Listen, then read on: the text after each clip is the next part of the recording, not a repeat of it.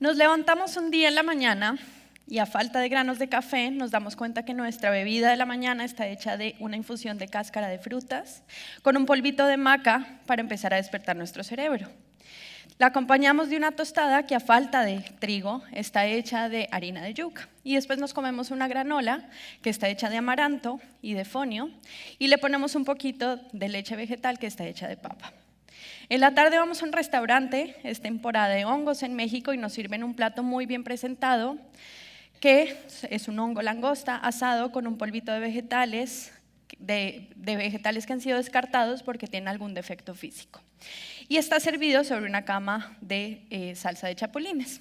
Y en la noche decidimos ir al cine a ver nuestra película preferida y vemos que en vez de palomitas de maíz, hay una promoción que dice que si compramos la versión de palomitas hecha a partir de sorgo inflado, estamos además contribuyendo con un proyecto de reforestación del Amazonas.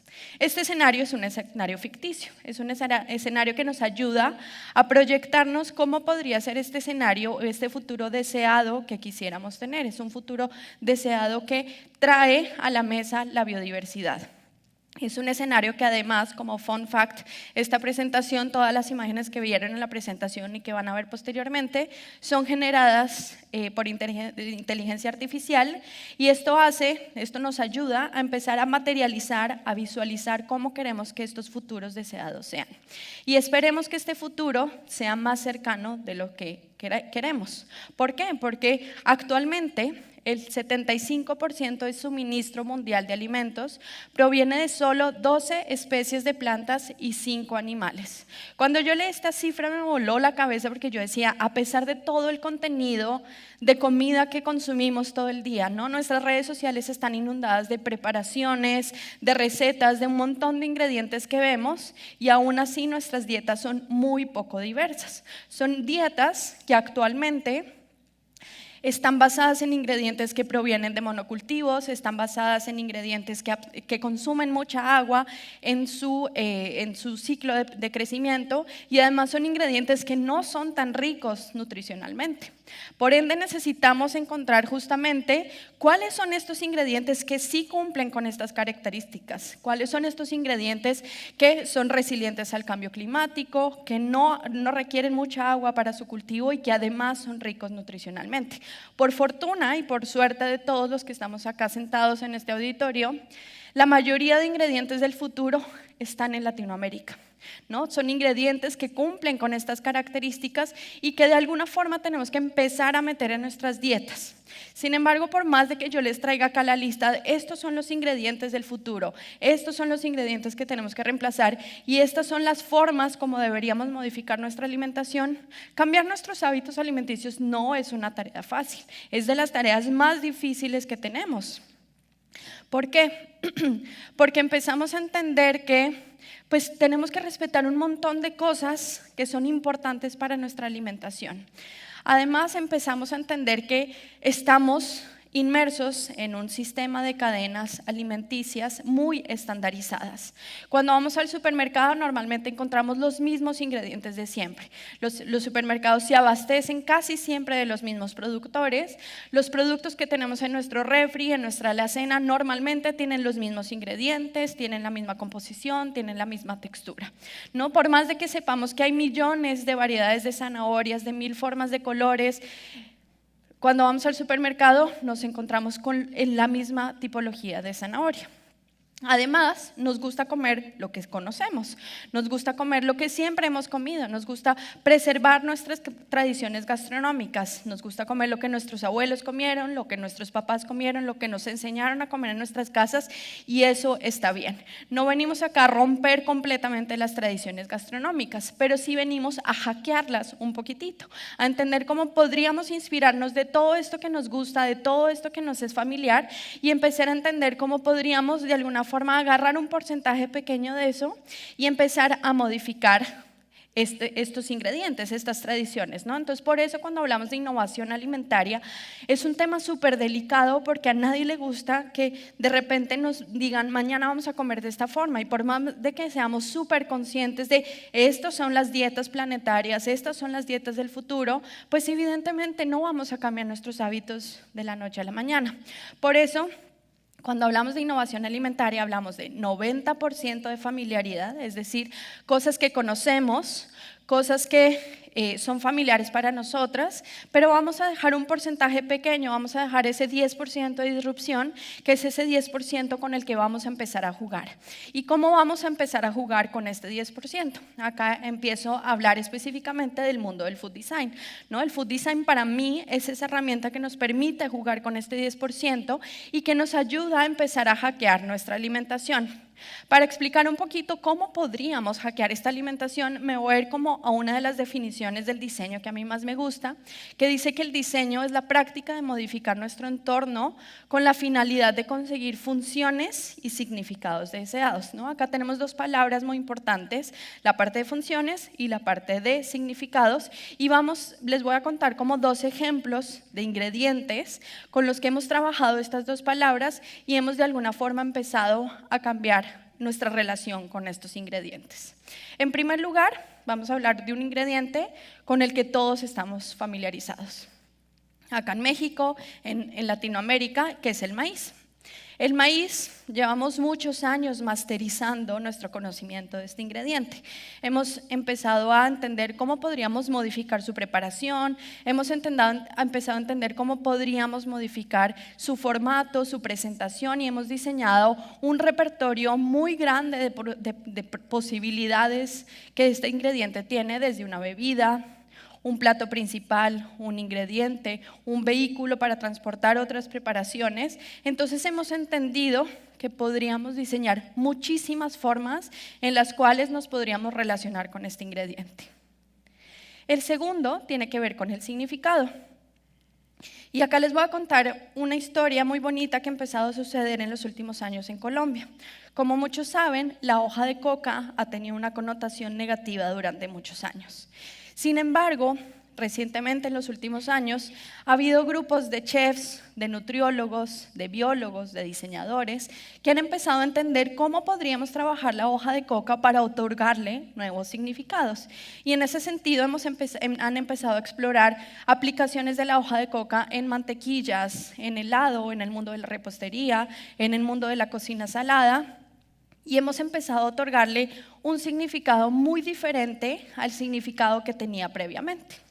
Entonces estos dos ejemplos de alguna forma nos están mostrando que evidentemente cuando trabajamos la alimentación, le metemos esta herramienta de diseño, esta metodología creativa, pues nos ayuda a empezar evidentemente a diversificar nuestras dietas, nos ayuda a entender cómo podríamos meter nuevos ingredientes en nuestras dietas y no meterlos de forma imperativa, no decir, ok, ese es el ingrediente que vas a comer y punto, y mañana lo comes, sino agregarlos, introducirlos de una manera muy amigable, de una manera que nos hable de rituales familiares, que nos hable de rituales hogareños, que nos hable de rituales que nos hagan sentir bien.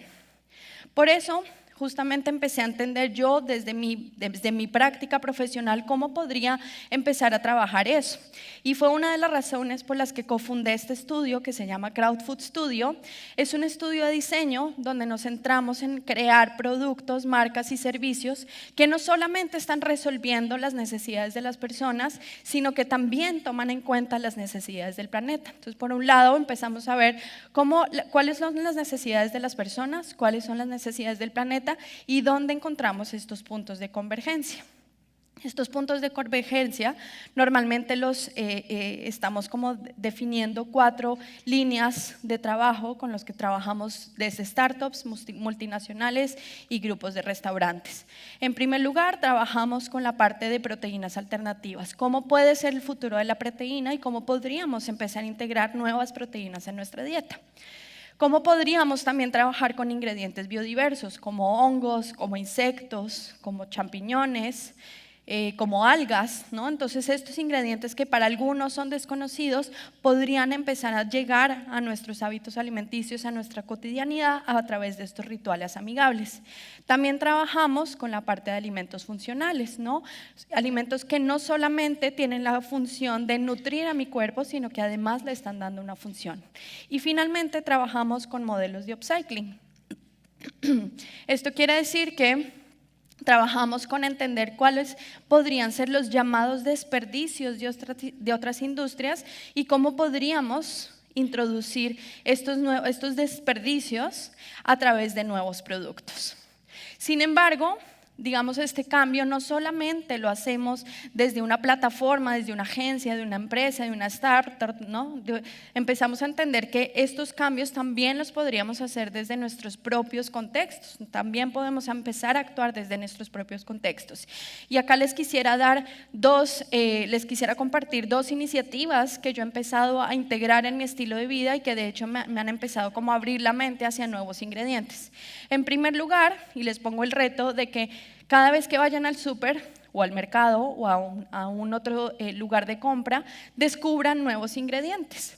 Ya sea que vayan al mercado y de repente se encuentren un ingrediente que no conocían, compren ese ingrediente, pregúntele a la persona que se los vendió de qué se trata, cómo se cocina, cuáles son sus propiedades, a qué sabe. O pueden hacer, en el caso mío, yo estoy suscrita a diferentes modelos donde cada 15 días, cada semana, cada mes, dependiendo de sus necesidades, les envían una caja sorpresa de verduras y de frutas. Son verduras de temporada, son verduras locales, es la producción de lo que se está produciendo actualmente en su contexto, y de repente esa caja sorpresa les trae cosas que ustedes no conocen, ¿no? Les traen ejotes morados, les traen rábanos de colores, ¿no? Estas fotos que justamente yo tomé de una caja que me llegó y que me hace descubrir de repente estos nuevos ingredientes y me hace entender, ok, ¿cómo los voy a cocinar? ¿Qué propiedades tiene? ¿Cuáles son las recetas que la gente está preparando con eso? ¿No? Entonces empezamos que de repente yo lo conocí porque me llegó a mi casa, pero la próxima vez que vaya al mercado, la próxima vez que vea este producto servido en un restaurante, en el mercado, en algún otro contexto, yo ya sepa de qué se trata este producto y ya sepa cómo cocinarlo y lo empiece a integrar en mi dieta. Otra iniciativa podría ser diversificar sus canales de compra. No compren toda su alimentación en el mismo lugar, empiecen a diversificar. Su proteína, cómprenla en un sitio, las frutas y las verduras en otro, los huevos en otra parte. De esta forma empiezan a apoyar justamente a todos estos jugadores muy interesantes que están surgiendo y empiezan a retar esto que hablábamos al principio de las cadenas estandarizadas. Cuando compramos y diversificamos nuestros canales, podemos tener un acercamiento mucho mayor con los productores, podemos empezar a entender justamente de dónde vienen las cosas y empezar a diversificar nuestras compras y empezar, digamos, como a explorar nuevos jugadores en esta cadena. Entonces, un poco como estas acciones, tanto lo que yo hago en mi agencia y estas acciones que podemos hacer todos desde nuestros contextos, un poco la idea es que nos ayuden a expandir nuestros límites culinarios, nos ayuden a empezar a prototipar, experimentar, ensayar, equivocarnos, descubrir nuevas cosas. Y si se fijan, muchos de estos valores, de estos verbos que yo estoy mencionando acá, tienen que ver con una mentalidad de diseño, ¿no? Cuando hablamos de diseño, y algo que me parece muy bonito de la mentalidad de diseño es la idea de prototipar, ¿no? Porque para prototipar no estamos esperando un resultado específico, simplemente estamos experimentando a ver qué va a salir, ¿no? Experimentar con un fin, ¿no? Que ese fin sería biodiversificar nuestras dietas, pero nos puede salir algo muy rico como probablemente no, pero justamente el perder el miedo de decir, ¿qué pasa si me meto a la cocina y no me queda rico? No importa, estoy experimentando, estoy prototipando, llámenle prototipar a sus errores. Y un poco el mensaje con el que les quiero dejar es que no necesitamos una plataforma muy grande para empezar a hacer estos cambios, ¿no? Todos tenemos una cocina al alcance y la cocina es el acto revolucionario que está más al alcance de todos. Todos podemos hacer este cambio y no les dé miedo meterse a la cocina, no esperen resultados específicos, experimenten, prototipen, equivóquense, todo con el fin de que nuestras dietas tengan productos, ingredientes biodiversos y que sean mucho más sostenibles. Muchas gracias.